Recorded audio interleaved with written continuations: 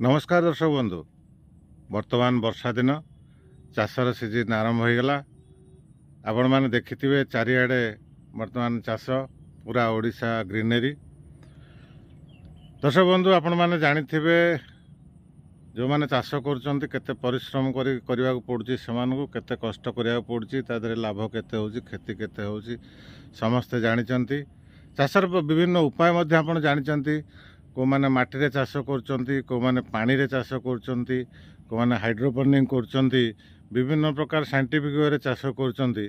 किंतु आपण मानक सूचना पय वीडियोटी मु करूछि जे आपण माने जानिबा दरकार जो माने परिश्रम करि परिबेनी, बिल रे खटि परिबेनी, पानी रे खटि परिबेनी, सेमान पे गोटे बहुत बढ़िया मेथड अछि।